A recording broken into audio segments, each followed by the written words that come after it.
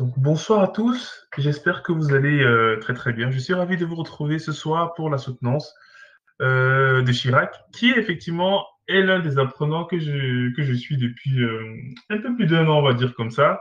Il s'est toujours un peu senti, je veux dire, lésé dans la mesure où il est plus du côté des applicatifs que du côté des infras. Donc, il était, voilà, des fois un peu perdu sur certaines notions, mais il a tenu le coup, il a bossé dur et il a réussi à appliquer tous les concepts que nous voyons à ses propres cas d'usage qui sont ceux des développeurs Java. Java que moi personnellement je n'apprécie pas trop, mais tout au moins j'aime voir les développeurs web, les développeurs pardon Java faire un aussi bon travail. Donc quand il m'a dit qu'il avait terminé son projet sur GitLab et qu'il a appliqué surtout à son cas d'usage, j'ai jugé qu'effectivement il fallait absolument que d'autres personnes puissent voir ça en fait. C'est-à-dire comment est-ce qu'on concrétise euh, tout ce qu'on a vu en fait, c'est-à-dire tous les mécanismes liés au DevOps qu'on a vu pour l'appliquer à une application concrète et voir comment est-ce qu'on va créer d'abord le microservice et ensuite comment est-ce qu'on va mettre en place le pipeline pour assurer l'intégration continue et le déploiement continu. Donc, je suis déjà très fier de toi avant même que tu débutes et je te laisse du coup la parole. Merci Diran pour la parole et j'aimerais particulièrement remercier tout le monde déjà pour la présence, d'avoir disponibilisé de votre temps pour participer à cette séance.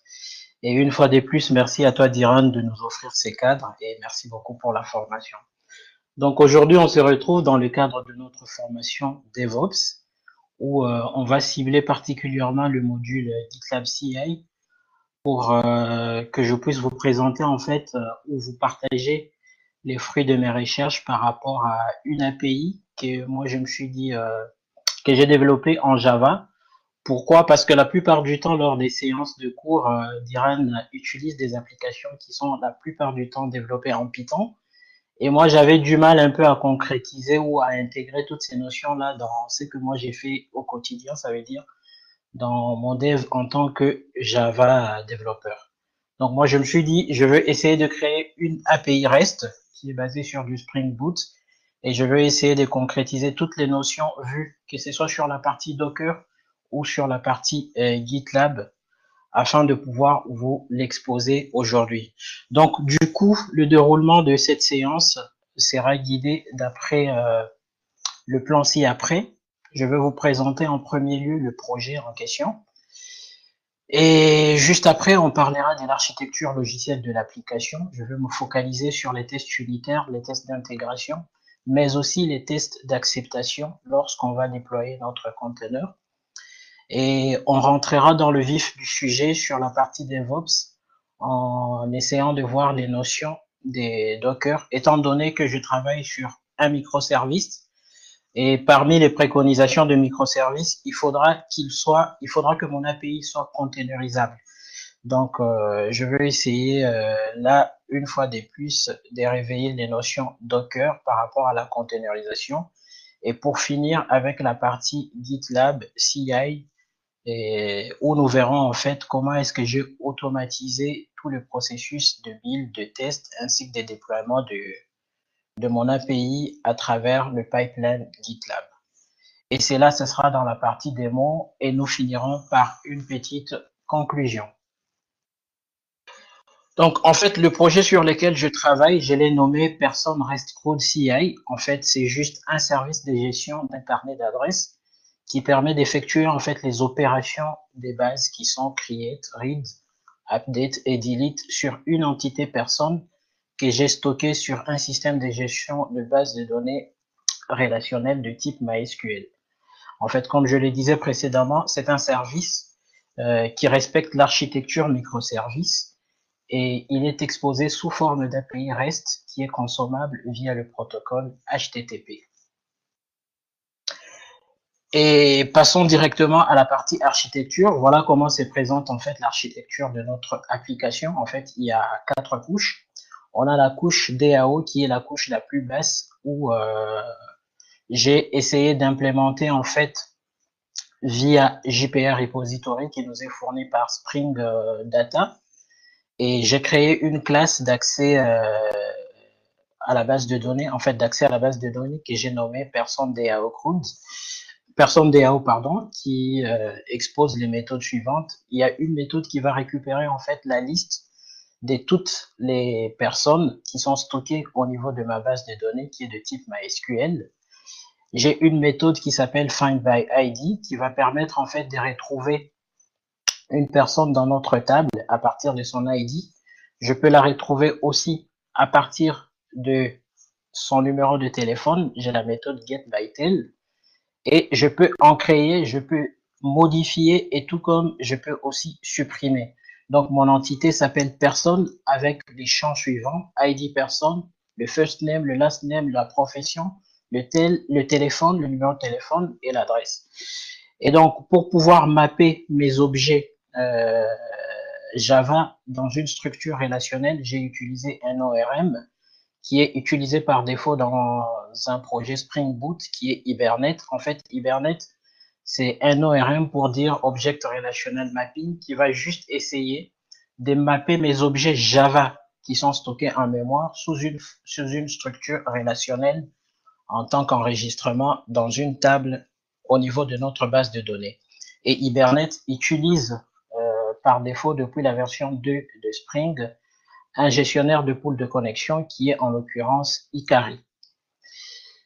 Et donc sur la couche service, voilà, j'ai mes méthodes qui constituent en fait les métiers de mon API. J'ai getAllPerson, getPerson by ID, getPerson by tel, createPerson. La méthode create, elle va nous permettre de faire aussi les opérations de modification, ça veut dire du put, mais en même temps aussi du delete. Donc voilà toutes les méthodes qui sont exposées au niveau de ma couche service. Et sur la partie contrôleur, en fait, il y a cette classe que je nomme API Response. En fait, ça sera les résultats. En fait, ça sera l'objet qui nous sera retourné lorsqu'on va essayer d'interroger notre API REST via le protocole HTTP. En fait, j'ai défini des attributs. J'aurai en fait un attribut de type int qui est les statuts. En fait, qui sera juste le code HTTP qui nous sera les codes, ouais, le code HTTP qui nous sera retourné, que j'appelle ici statut. Et j'aurai un message prédéfini en fonction de la requête qui sera envoyée. Et j'ai un autre objet que j'appelle result, en fait, qui va juste contenir la partie body de ma requête HTTP qui nous sera retournée. Et voilà les différentes méthodes au niveau de mon contrôleur que j'appelais person controller. Voilà, j'ai une fois de plus find all person, find by ID, get person by tel, create person, update person, ainsi que delete. Et là, sur la partie client, ça sera un client léger, ça peut être un navigateur, ça peut être un outil de requêtage comme Postman pour pouvoir exécuter nos requêtes HTTP afin d'interroger notre API REST qui est en fait construit ou développé sous la brique d'un projet Spring Boot qui utilise du Java 8. Et donc, il y a un aspect aussi important qui est en fait les tests. Il faut savoir que moi, j'ai essayé de faire en sorte que cette API réponde à ce qu'on a toujours fait dans le domaine professionnel, ça veut dire dans la vie de tous les jours au travail. Donc, j'ai implémenté les tests unitaires ainsi que les tests d'intégration. Et après, on verra lors de l'automatisation, on aura une partie où on va lancer aussi les tests d'acceptation. Alors, pourquoi les tests? Parce que les tests permettent de garantir la qualité de l'application. Ils permettent de gérer aussi la non-régression au moment où on fait évoluer le code. Et de cette façon, ils assurent la stabilité de l'application. Alors, les tests unitaires, ils permettent juste de vérifier une partie précise du code qu'on appelle unité de manière isolée. Tandis que les tests d'intégration, ils vont essayer de solliciter toutes les couches de l'application, contrairement aux tests unitaires. Donc, ça sera des tests de bout en bout jusqu'à l'accès à la base de données. Ça veut dire du contrôleur jusqu'à la récupération ou à l'interrogation de la base de données et vice-versa. Et les tests d'acceptation, eux, visent à assurer formellement que l'application elle est conforme aux spécifications. Donc, elle répond à ce à quoi elle a été développée. C'est ce que nous verrons un peu plus tard. Et donc, tous ces tests-là ont été implémentés via la partie Spring Boot Test. Et qui dit Spring Boot Test dit JUnit 5, dit Mockito et H2 que j'ai utilisé par défaut pour pouvoir tester ma couche d'accès aux données, comme nous le verrons un peu plus tard. Et qui dit Spring Boot, qui dit aussi Maven. Donc, nous verrons que Maven sera utilisé dans le cadre de ce projet en tant qu'outil de build. Et pour rentrer dans le vif du sujet par rapport à ce qui est de notre formation de VOPS, comme je le disais précédemment, notre API a été containerisé. Et je l'ai containerisé à travers Docker. Et comme vous pouvez bien le remarquer dans mon Dockerfile, je suis parti de l'image de l'OpenJDK 8 où je définis le maintaineur avec son adresse mail. J'essaye de copier en fait mon jar qui sera généré après les builds Maven que j'aurai effectué dans un sous-répertoire que j'appelle ici personne code où je place en fait mon archive. J'essaie d'exposer le port 8086. Alors, vous avez le choix de mettre le port qui vous semble bon. Moi, j'ai préféré le 8086 parce que la plupart du temps, le port, étant donné que c'est un projet Spring Boot qui embarque un Tomcat plutôt, c'est le port 8080 qui est exposé par défaut. Et moi, en local, souvent, comme j'utilise aussi Skype, il est souvent occupé. Donc, moi, je n'ai pas voulu avoir de problème de conflit. J'ai plutôt préféré exposer le port 8086. Et en fin de compte, la dernière ligne sur le entry point, ça sera juste la commande java-jar où on va juste essayer d'exécuter l'archive jar qui a été générée suite au build de notre suite au build qu'on a effectué via Maven. Donc ça, c'est par rapport à la création de l'image de notre API.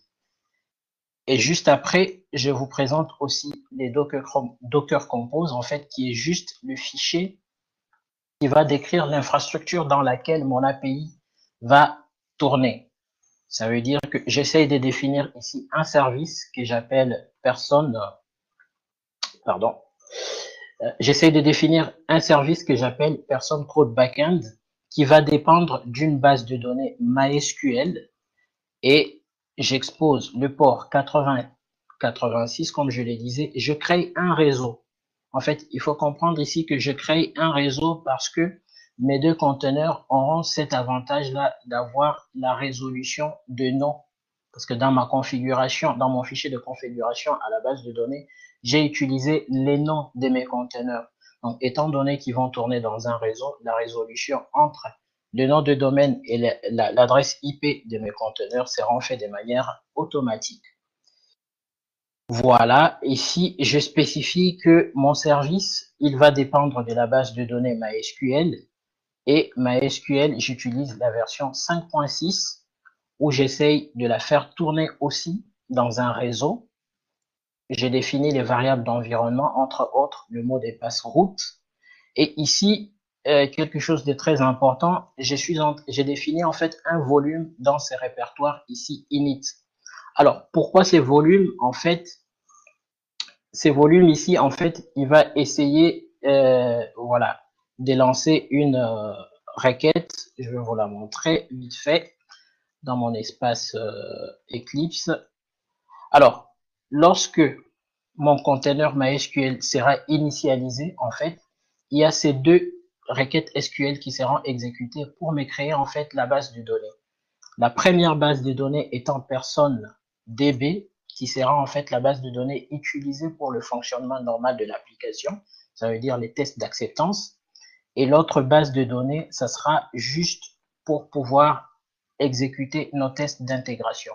Voilà, moi j'ai voulu scinder le contexte d'exécution de l'application normale et d'exécution de tests d'intégration comme on les fait dans la vie de tous les jours où on a une base dédiée pour tout ce qui est test. Et donc, pour revenir à la présentation, donc voilà. Alors, j'ai souhaité vous montrer vite fait comment les simples faits de décrire cette infrastructure de manière sous forme de code, le déploiement de l'application de mon API a été simplifié. Je vais faire vite fait une petite démo avant d'attaquer la partie GitLab CI en essayant juste de lancer mon fichier Docker. Donc, je vais faire Docker Compose. Lorsque je fais app, vous allez voir que, étant donné que voilà, j'ai toutes mes images qui sont stockées en local, les déploiements de mon API REST se fera assez rapidement. Donc là, j'ai la base de données qui est initialisée et après, j'ai mon service, en fait, mon API REST qui sera déployé et on pourra tester en fait le comportement à partir des quelques requêtes que j'ai apprêtées sous voilà. Là, il m'est créé en fait, comme je le disais, à partir de mon volume que j'ai monté, il va me créer en fait directement la table dans ma base de données. Et comme vous pouvez le remarquer dans les logs, mon API a été déployé. Voilà un peu la simplicité comme offre Docker pour pouvoir déployer mon application. Et j'aime bien prendre cet exemple d'Ediran qui dit, imaginez que j'ai développé cette API et que du jour au lendemain, on me vire. Comment fait la seconde personne qui vient pour savoir comment est déployée mon application? Ben, avec les notions de Docker Compose, vous voyez comment il est simple. Il suffit juste de faire un Docker app sur mon Docker Compose et mon API est directement déployé. Donc voilà, j'ai quelques petites requêtes que voilà j'ai apprêtées ici pour pouvoir interroger en fait le service que je viens de déployer. Voilà, la première c'est la requête get. Lorsque je fais un get, j'envoie, vous allez remarquer que voilà, j'ai un code statut qui m'est retourné qui est 200 pour dire que la requête s'est exécutée correctement. Mais étant donné que je n'ai rien encore créé au niveau de ma table, voilà, les résultats, il est vide. Et j'ai un message que j'ai personnalisé pour dire que voilà, la liste des personnes a été chargée avec succès. Sauf que je n'ai encore rien créé. Et on peut facilement le voir, hein, toutes les requêtes que j'essaie d'effectuer sont tracées dans le log de mon API. Voilà une requête SQL qui a été générée par Hibernate de type select, où j'ai fait un select de tous les enregistrements au niveau de ma base de données.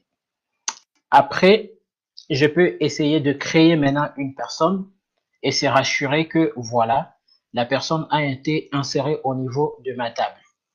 Donc, lorsque j'exécute une requête de type post via mon outil Postman, alors voilà, j'ai un statut 200 où on me dit personne saved successfully. Donc voilà, il y a une nouveauté ici, c'est qu'il y a un ID qui a été créé. Pourquoi? Parce qu'en fait, dans ma table, au niveau de ma base de données MySQL, les clés primaires, elles sont auto-incrémentées.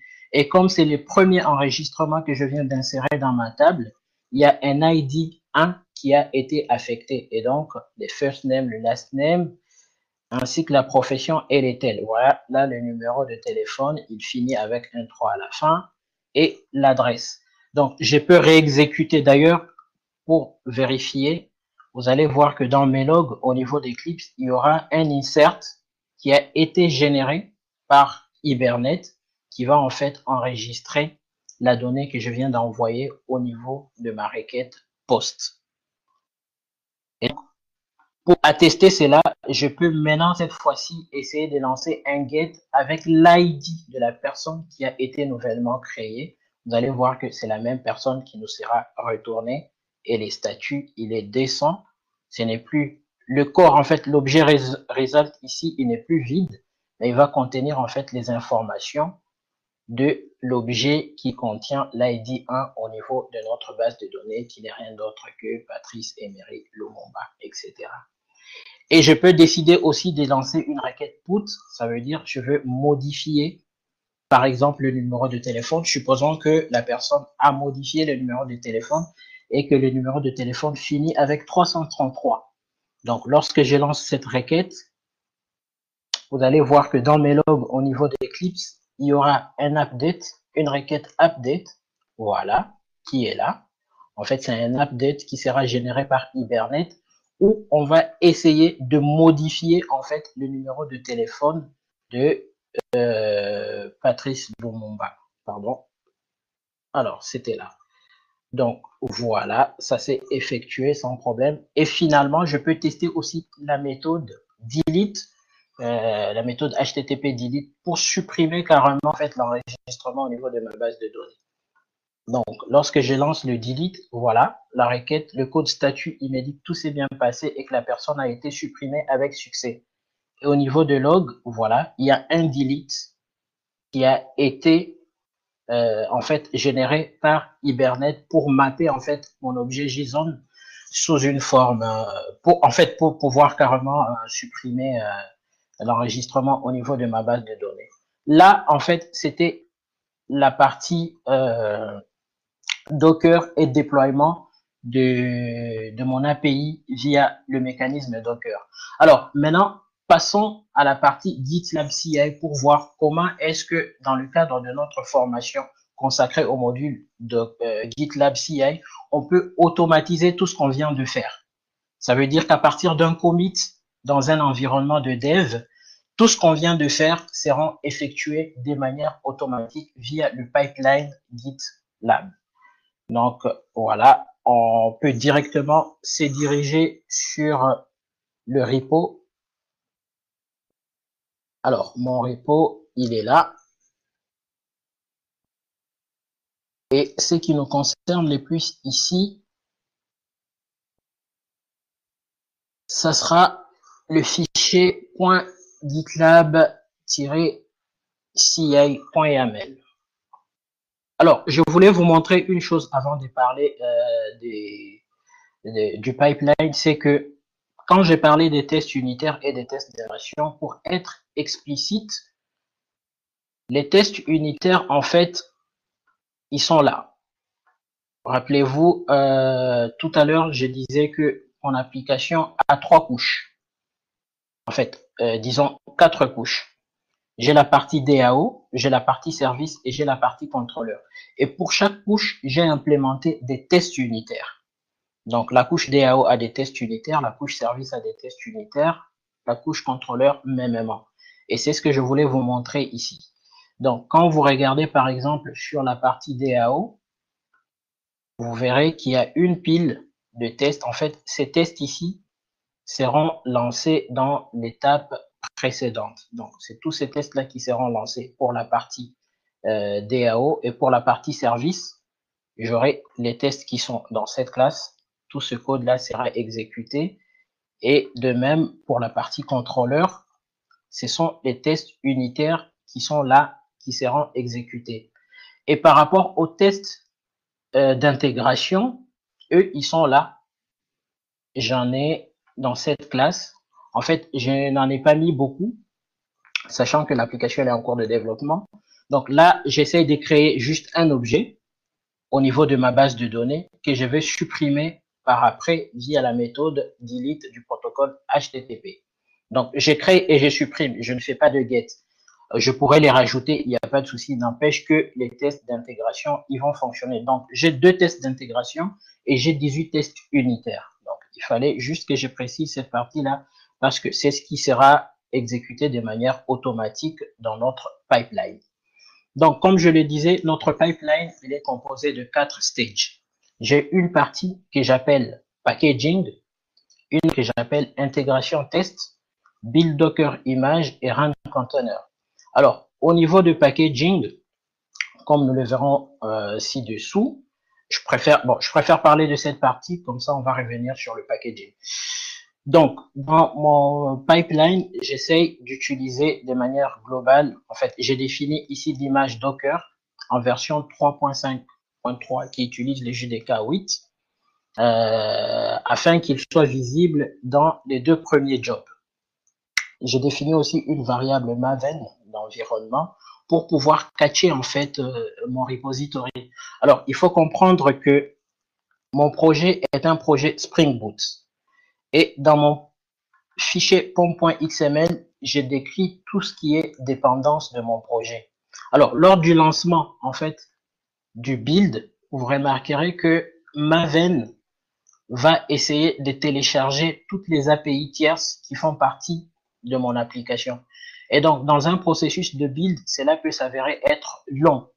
C'est pour ça que moi, j'ai essayé d'utiliser cette notion de cache où j'ai défini déjà ces répertoires Maven en tant que repository et je vais les cacher,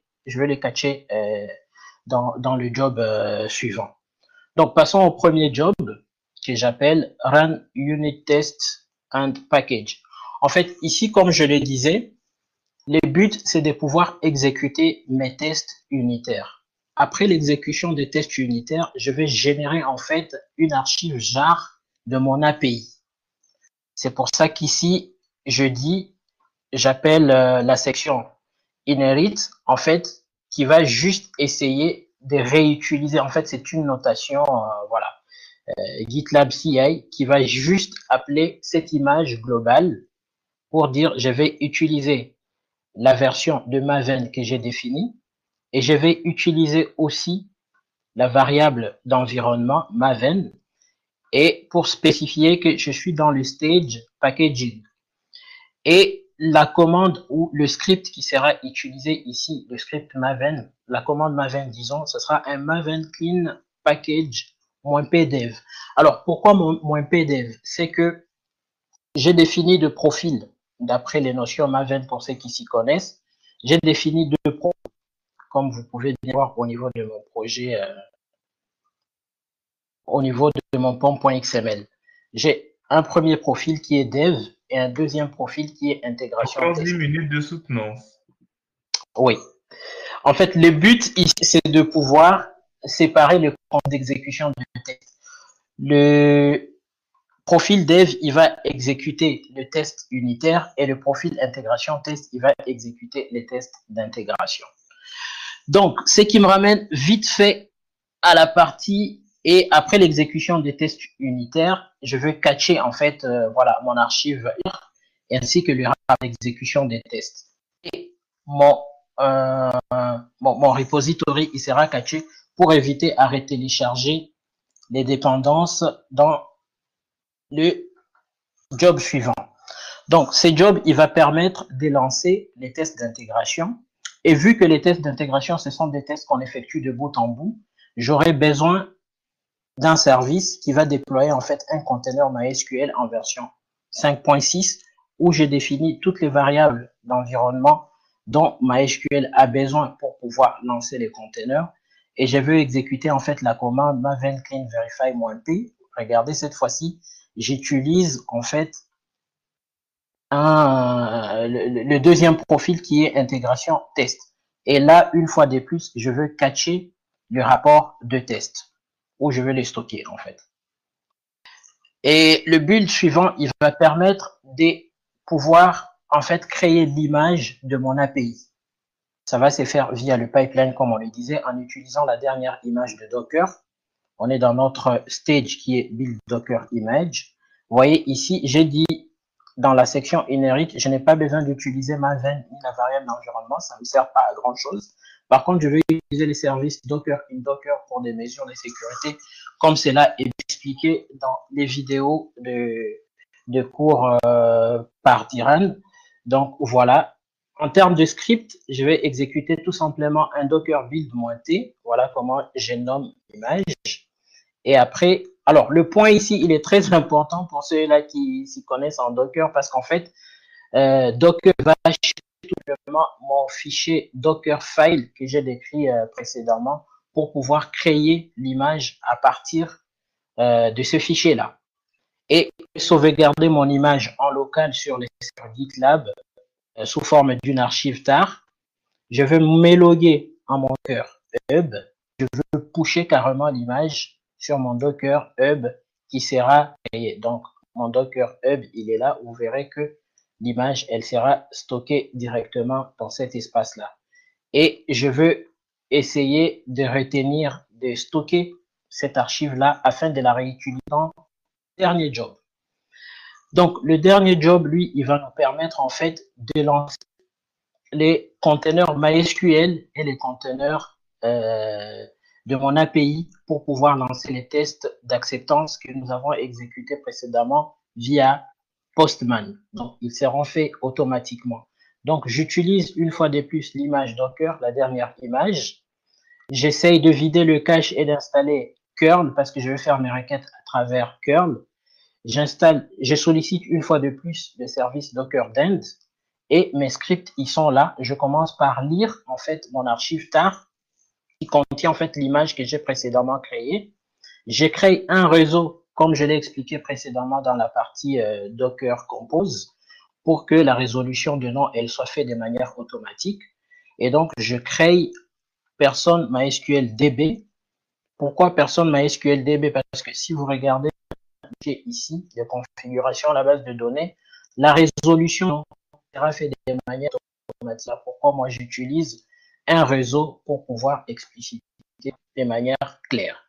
Donc, je vais utiliser une fois de plus l'image 5.6 de Docker, l'image 5.6 de MySQL, passant toutes les variables d'environnement dont MySQL a besoin. Et juste après, je vais lancer mon conteneur en exposant le port 8086 et en spécifiant que ces derniers doivent tourner dans le réseau que j'ai préalablement créé, de même que mon conteneur MySQL. Et qu'est-ce que je fais par la suite? Je vais juste exécuter le premier curl ici. Bon, je vais laisser un slip de secondes pour permettre à mon conteneur d'être déployé facilement et que les déploiements se passent en toute quiétude. Je vais commencer premièrement à lancer un curl où j'interroge, comme je l'ai fait précédemment, la base de données. Il y aura un résultat vide et après, je vais une post.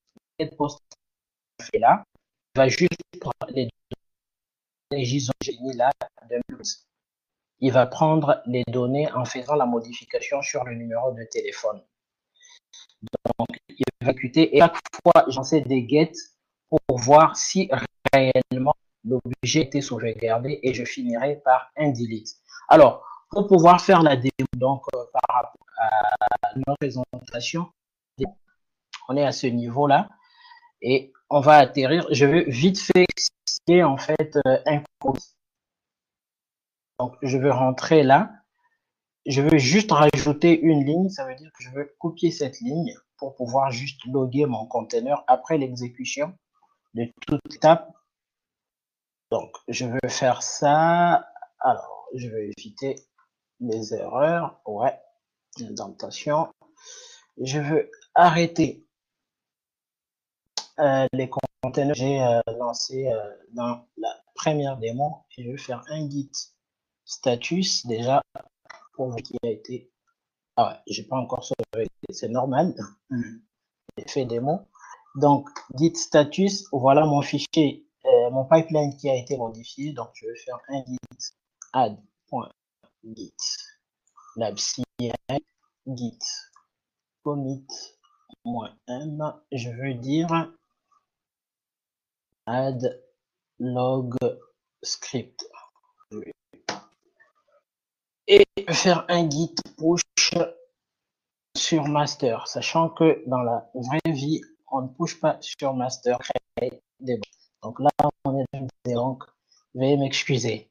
Donc, dès que je lance ça et part sur mon pipeline, vous verrez qu'il sera automatiquement,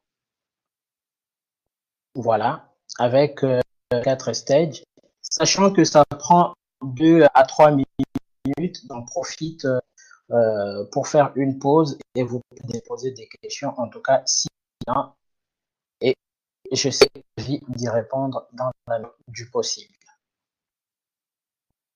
Donc, ok, ça marche. Voilà. Donc, il y a des questions. Est-ce que ce sont des questions parmi l'audience qu'on a? Est-ce qu'il y a des questions? Bon, en tout cas, les autres poseront. Hein, moi, j'ai déjà les miennes. Du coup, dans tes tests que tu réalises, lorsque tu lances ton déploiement dans la partie test fonctionnel, la partie de ton pipeline, quand tu les lances, c'est les curls que tu fais. Mais comment tu te rassures que les tests ont bien retourné le résultat que tu attendais? En fait, oui, je vois ce que tu veux dire. C'est pour ça que je t'ai dit, je me rassure par rapport au log. Ah, tu regardes les logs par la suite. Non, je regarde le log, mais en même temps, je fais aussi des requêtes get. Tu vois, par exemple, quand je fais un post, Oui. Je sais, vu que c'est le premier enregistrement qui sera stocké au niveau de ma base de données, il aura un Mhm. ID personne qui sera 1. Et donc, Mhm. je veux faire un get by ID et le ID, je veux préciser 1. Et si le Get. get ne marche pas, est-ce que ton pipeline s'arrête? Si le get ne marche pas, est-ce que mon pipeline, il va passer Tu dis? ou je n'ai pas bien compris en fait ta question. Juste si tu laisses passer, c'est que tes tests fonctionnels. Comment tu sais que tes tests fonctionnels ne marchent pas à part en lisant en fait les logs? En fait, je sais que le test fonctionnel ne marche pas si les résultats escomptés ne correspondent pas à ce que Mais je du coup, préalablement. En fait, ce n'est que toi qui évalue alors. Ça veut dire que ce n'est que toi qui évalue si c'est correct ou pas. Ce n'est pas automatisé. Est-ce que tu vois ce que je veux dire? je comprends que tu dis ça. Alors, j'ai l'impression que ta voix est entrecoupée, sauf si c'est moi qui me trompe, mais j'ai l'impression que ta voix est un peu entrecoupée. Là, tu m'entends? Oui, vas-y. Du coup, Je disais, tu vois, lorsque j'ai déployé mon container via le Docker Compose, oui, j'ai utilisé Postman pour exécuter mes, tout à mes, fait. mes fonctionnels. Mhm, Sauf que là, je l'ai fait de manière manuelle, tu vois. mhm. Cette fois, je ne vais pas le faire de la même manière. Je vais essayer d'automatiser en fait mes requêtes. Les requêtes qui sont préalablement préparées et je Mhm. vais les envoyer vers la base de données. Et une fois qu'ils sont envoyés dans la base de données, je vais m'assurer que, par exemple, lorsque je fais un post, je vais me rassurer que le post il a bien marché en essayant de faire un get par la suite avec l'ID qui sera généré. Je Tu vois ce comprends que je tout à veux dire? fait. Je comprends. Ce que Ouais. je veux dire, c'est quoi? C'est que, en fait, ce n'est que toi qui dois lire les logs et confirmer. Parce que si le get ne marche pas, est-ce que ton pipeline va en fait s'arrêter? C'est en fait ça ma question. Parce que le but aussi, c'est d'automatiser. Est-ce qu'à chaque fois que tu vas lancer, en fait, ce test-là, ce pipeline, en fait, il est lancé 50 fois, mais du coup, tu vas aller Mhm. 50 fois regarder les logs. Est-ce que tu vois ce que je veux dire? Parce que si ça a marché, pourquoi aller regarder? Est-ce qu'on se comprend? Quand tu regardes, par exemple, le site Internet que moi j'ai automatisé dans les cas de la vidéo, tu as vu Oui, comment j'ai fait un grade, par exemple, de la valeur. Et si c'est exactement. égal à la valeur, alors et si c'est égal à la valeur, je continue, sinon je exit. Est-ce qu'on se comprend? Oui, oui, exactement. Non, je comprends ce que tu veux dire. C'est que dans mon cas, par Mhm. exemple, si une requête n'a pas abouti, le pipeline ne va pas s'arrêter. Ah, ok, voilà, ok, ça marche. Ok, Ouais, il va pas s'arrêter. ok. Il Du va coup, il faut continuer à anticiper le fonctionner. résultat, non? Ou c'est dit, il faut Exact, anticiper le résultat. Ok, ça marche. exactement, il faut anticiper les résultats. C'est pour ça Ok. que moi, à chaque fois, j'essaye de l'anticiper en faisant de get. Parce qu'imagine toi que le get ne me retourne pas les résultats auxquels je m'attends. Donc moi, à partir de là, je pourrais me dire que mon test il n'a pas fonctionné. Ok, Mais je je vois, je vois ce que vois. tu veux dire. Oui. Mhm. Mais parce que ton cas est encore un peu manuel. Ouais, il est encore un On peu a manuel. C'est pour... 500 à lancer en une journée. Voilà, il faudra Exact. chaque fois regarder. Parce qu'on ne saura pas, en fait. Ce sera vert, mais on ne sait pas si le test est passé ou pas tant qu'on ne regarde pas, tu vois. Alors que normalement, ça doit être automatique et les équipes sont averties uniquement en cas d'échec, tu vois. C'est-à-dire, les tests n'ont pas marché. Ben oui, en fait, regarde, ça c'est Dis-moi. par rapport au test fonctionnel. Mais Mhm. regarde par exemple par rapport au test d'intégration. Mhm. Je veux rentrer sur les logs. Tu vois, j'ai deux tests d'intégration d'après les logs. Mhm. Et regarde ici, il y a deux tests d'intégration. S'il arrive qu'un test échoue, juste un, le Mhm. pipe, en fait, le job, il sera en fail. Donc le Ok. pipeline il va pas passer.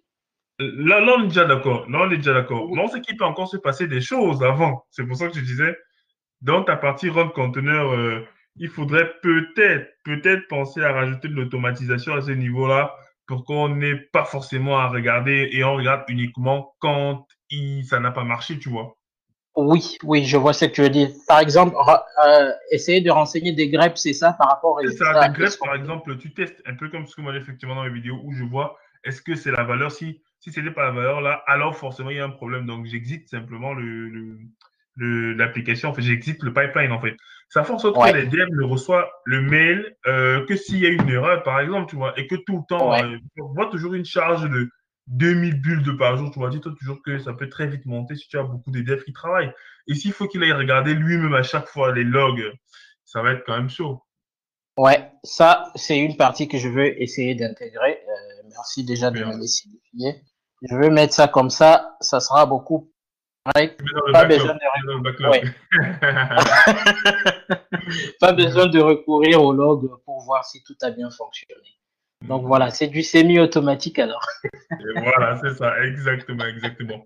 Donc voilà, c'était ma seule observation. Sinon, c'est génial. Donc, je sais déjà que je Ouais. suis très fier de ce travail-là. Donc, je sais pas maintenant si les autres ont d'autres questions par rapport à ça. Sinon, Chirac va se débrouiller pour meubler le temps.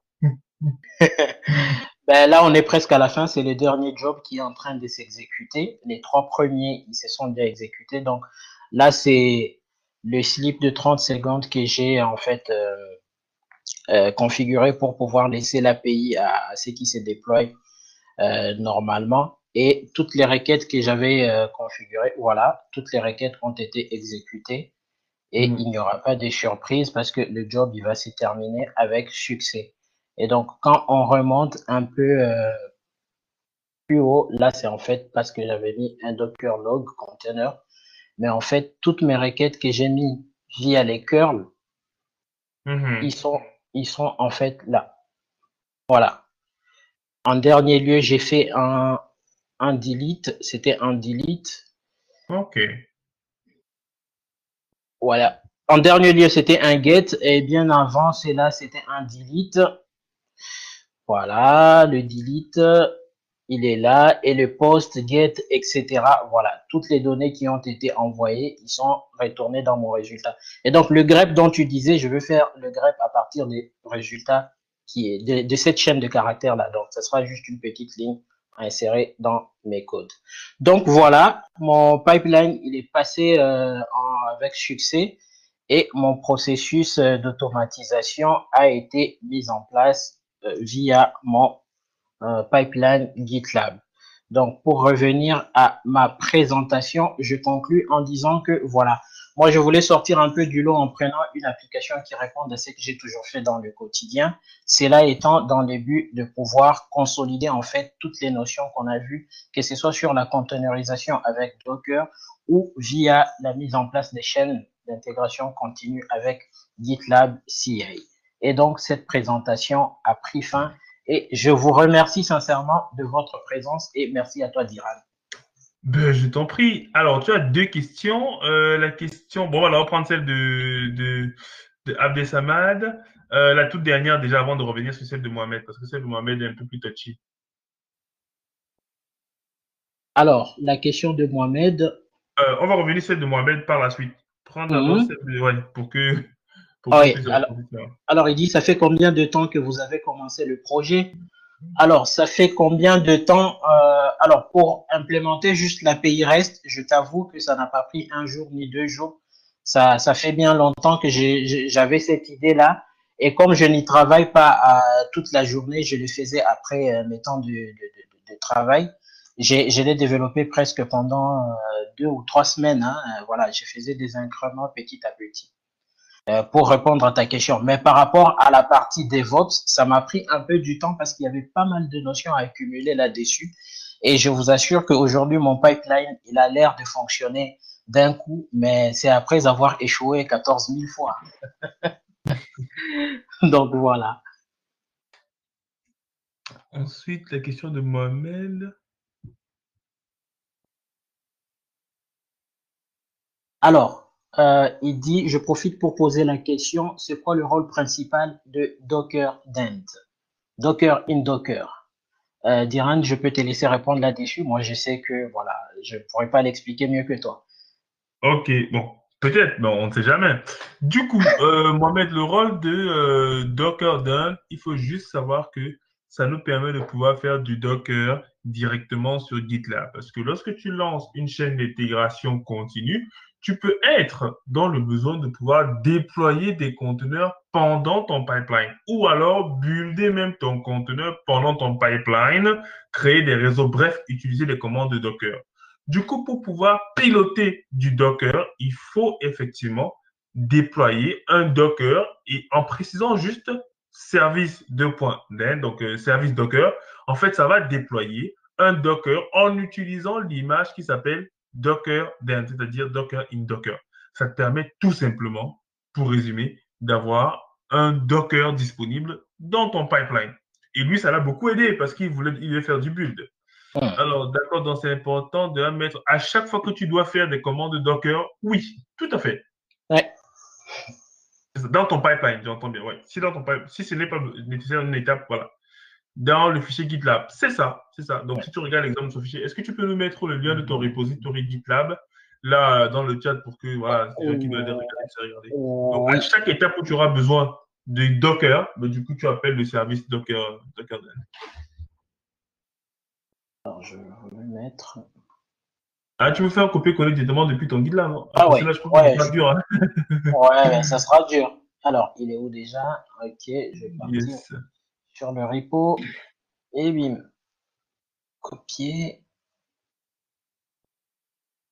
Et voilà, en tout cas, pour ceux-là qui veulent accéder au repo pour avoir accès au code. Ok, top, top, top.